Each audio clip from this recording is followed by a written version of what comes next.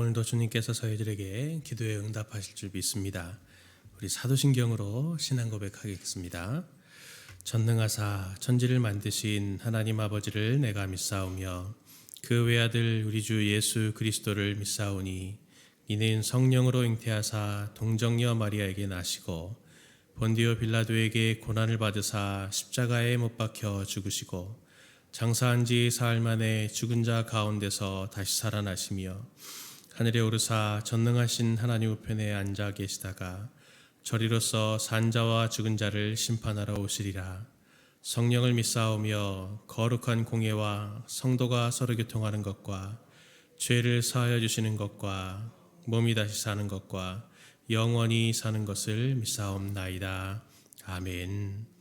우리 찬송가 456장 찬송하겠습니다.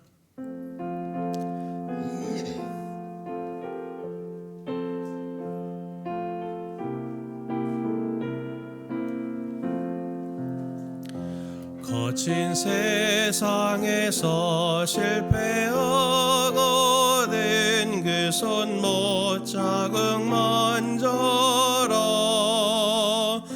고된 일 하다가 힘을 얻으리 그 손 못 자국 만져라. 그 손 못 자국 만져라. 그 손 못 자국 만져라. 주가 널 지키며 인도하시래. 그 손 못 자국 만져라. 내가 어둠 속을 걸어갈 때에 그 손 못 자국 만져라. 주가 참 평안을 내게 주시리. 그 손 못 자국 만져라. 그 손 못 자국 만져라. 그 손 못 자국 만져라. 주가 널 지키며 인도하시래. 그 손 못 자국 만져라. 내가 부활의 주 따라가려면 그 손 못 자국 만져라. 내가 주 안에서 길이 살리라. 그 손 못 자국 만져라. 그 손 못 자국 만져라. 그 손 못 자국 만져라. 주가 널 지키며 인도하시래. 그 손 못 자국 만져라. 너의 죄악의 짐 무거울 때에 그 손 못 자국 만져라. 마음 문 열고서 주를 모셔라. 그 손 못 자국 만져라. 그 손 못 자국 만져라. 그 손 못 자국 만져라.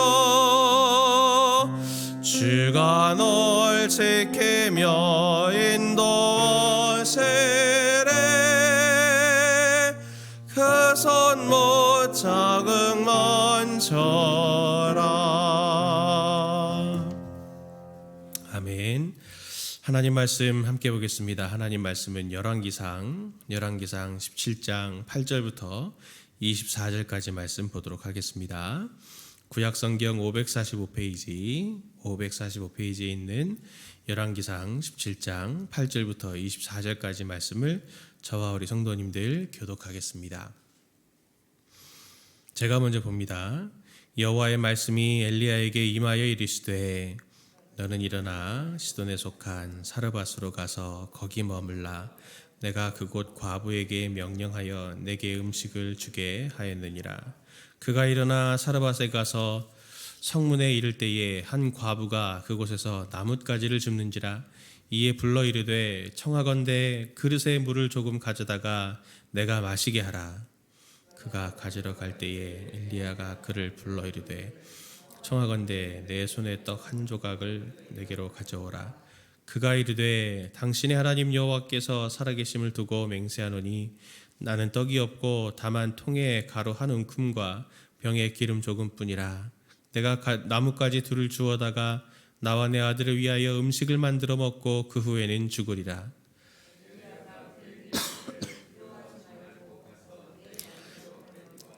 먼저 그것으로 나를 위하여 작은 떡 한 개를 만들어 내게로 가져오고 그 후에 너와 내 아들을 위하여 만들라. 이스라엘의 하나님 여호와의 말씀이 나 여호와가 비를 지면에 내리는 날까지 그 통의 가루가 떨어지지 아니하고 그 병의 기름이 없어지지 아니하리라 하셨느니라. 그가 가서 엘리야의 말대로 하였더니 그와 엘리야와 그의 식구가 여러 날 먹었으나 여호와께서 엘리야를 통하여 하신 말씀같이 통의 가루가 떨어지지 아니하고 병의 기름이 없어지지 아니하니라. 2일 후에 그 집주인 되는 여인의 아들이 병들어 중세가 심히 위중하다가 숨이 끊어진지라. 여인이 엘리야에게 이르되 하나님의 사람이여 당신이 나와 더불어 무슨 상관이 있기로 내 죄를 생각나게 하고 또 내 아들을 죽게 하려고 내게 오셨나이까. 엘리야가 그에게 그의 아들을 달라 하여 그를 그의 여인의 품에서 받아 안고 자기가 거처하는 다락에 올라가서 자기 침상에 누이고 여호와께 부르짖어 이르되 내 하나님 여호와여 주께서 또 내가 우거하는 집 과부에게 재앙을 내리사 그 아들이 죽게 하셨나이까 하고 그 아이 위에 몸을 3번 펴서 엎드리고 여호와께 부르짖어 이르되 내 하나님 여호와여 원하건대 이 아이의 혼으로 그의 몸에 돌아오게 하옵소서 하니 여호와께서 엘리야의 소리를 들으심으로 그 아이의 혼이 몸으로 돌아오고 살아난지라. 엘리야가 그 아이를 안고 다락에서 방으로 내려가서 그의 어머니에게 주며 이르되 보라 내 아들이 살아난느니라. 같이 보겠습니다. 여인이 엘리야에게 이르되 내가 이제야 당신은 하나님의 사람이시요 아노라 하니라. 아멘. 오늘 본문은 엘리야가 그리시네가로 피해 있다가 가뭄이 길어져서 하나님께서 그를 이 사르밧이라고 하는 동네에 가서 그 과부의 집에 피신해 있으라라고 하는 이야기를 오늘 그리고 있습니다. 2가지 내용의 이야기들이 나오는데요. 사르밧은 지금의 시리아에 있는 연안 지역이 바로 그곳입니다. 당시에는 이 사르밧이 바알 신앙의 중심지였습니다. 하나님이 이 바알 신앙의 중심지로 그를 보냈다라고 하는 것이 굉장히 의미심장하죠. 2가지 이야기가 나오는데 거기에서 엘리야가 사르밧에 이르렀을 때 한 과부를 만나게 하십니다. 그 가루 한 움큼과 병에 기름 조금 남은 것으로 이제 음식을 해먹고 그 아들과 함께 마지막으로 이것을 해먹고 이제는 굶어 죽겠다라고 그렇게 말하는 과부에게 하나님이 엘리야를 보내십니다.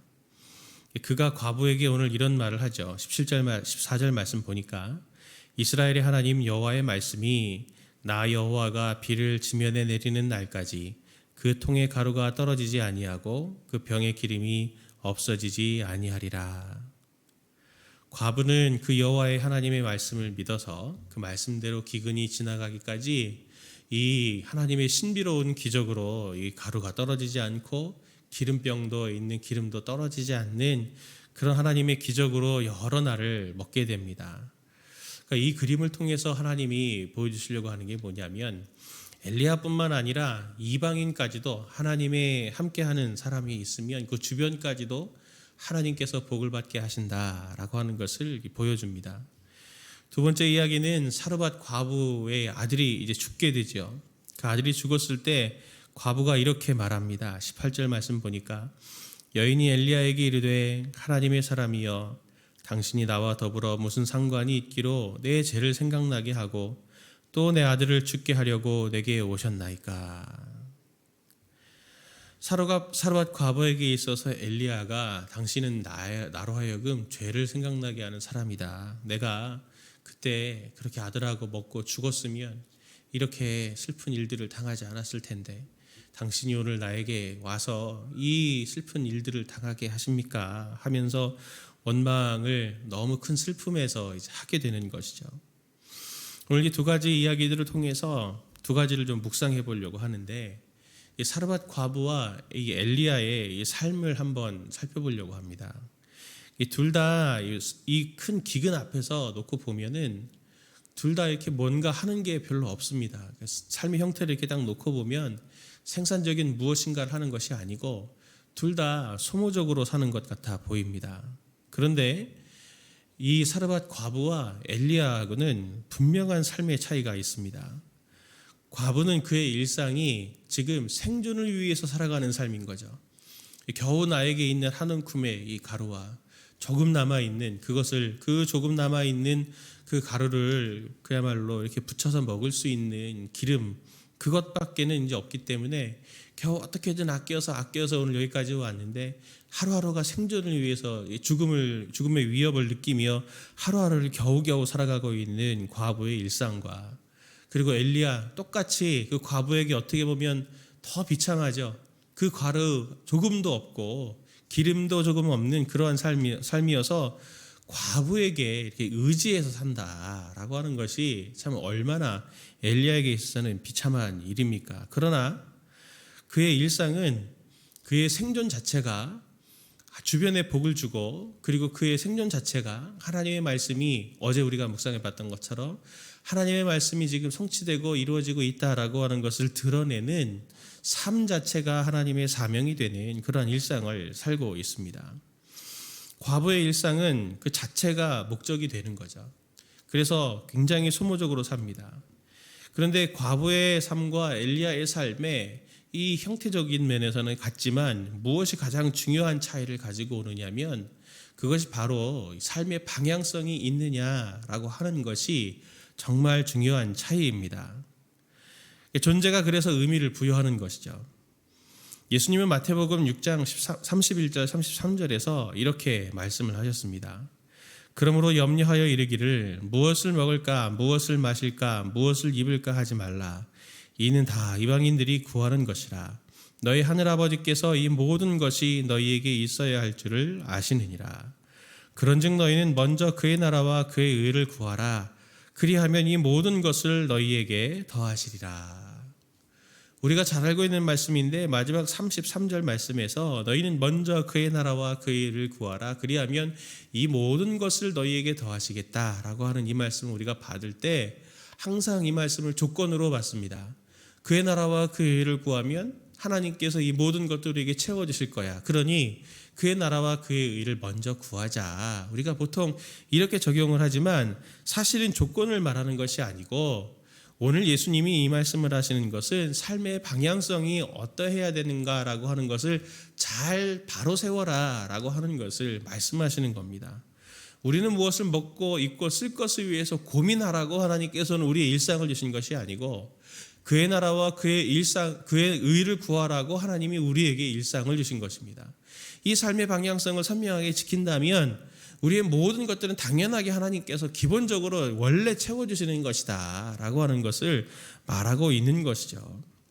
아담이 타락한 이후의 인간은 모두 생존이 목적이 되어져 버렸습니다. 그래서 이방인들은 생존을 위해서 지금도 애를 쓰고 일상을 겨우겨우 누리기 위해서 수고와 땀을 흘리지만 그것은 창조의 목적이 아닌 거죠. 그렇게 계속 살면 삶이 소모적이 되고 결국에는 마지막 끝에 아무것도 나에게는 남은 것이 없구나라고 하는 이 허탄한 삶의 고백을 하게 됩니다. 그러나 하나님의 나라와 하나님의 의를 위해서 살아가는 사람은 똑같이 삶을 살더라도 맨 마지막에 남는 것은 하나님의 나라가 그에게 남게 됩니다. 사람은 하나님의 동역자로 원래 지으심을 받았습니다. 그를 통해서 하나님이 하셔야 될 일들을 지금도 하고 계시고, 성도님들이 바로 지금 그렇게 하나님의 일들이 이루어져 가는 의미 있는 삶을 살게 되는 것이죠.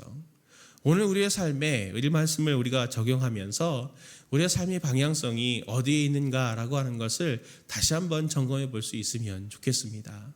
똑같이 살더라도 하나님의 영광을 위해서 살 수 있는, 살겠다라고 하는 방향 지점을 우리가 잡게 된다면 똑같은 삶을 우리가 살더라도 엘리야처럼 살 수 있는 그러한 삶이 되겠죠. 두 번째로 묵상해 볼 것은 바로 엘리야의 모습입니다. 엘리야를 보십시오. 객관적으로 보면 참 처량하고 그지없습니다. 과부의 집에 얹혀 살고 있고, 그리고 오늘 두 번째 이야기를 우리가 살펴봤지만 이 사르밧 과부의 아들이 죽는 당황스러운 상황을 이제 엘리야가 이렇게 당하게 됩니다. 그때 엘리야가 어떻게 합니까? 엘리야는 과부의 죽은 아들을 달라 해서 그 아들 위에 3번 몸을 펴서 그 아들을 살려냅니다. 여기서 3번 몸을 폈다라고 하는 것은, 3번이라고 하는 것은 간절함을 상징을 하는 것이거든요. 이스라엘의 언어에 있어서 이렇게 강조라고 하는 강조하는 단어가 없기 때문에 이 2번 또는 3번 이렇게 반복해서 강조한다라고 하는 것들을 이렇게 그렇게 표현을 합니다.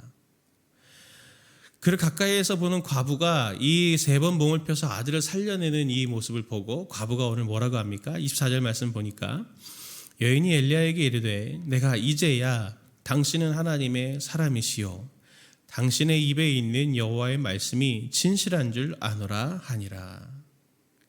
이 여인의 고백은 엘리야의 위대함을 칭송하는 것이 아닙니다. 오늘 엘리야를 칭송하는 것이 아니고 엘리야를 통해서 일하시는 하나님을 높이고 있는 거죠. 당신의 하나님이 진실합니다. 당신의 하나님의 말씀이 진실해서, 그리고 당신이 정말 하나님의 사람인 것을 알겠습니다 라고 말하며 하나님을 칭송하고 하나님을 높이는 모습을 오늘 우리가 보고 있습니다. 엘리야는 어떻게 보면 과부도 참 왜 그 생각을 안 했겠습니까?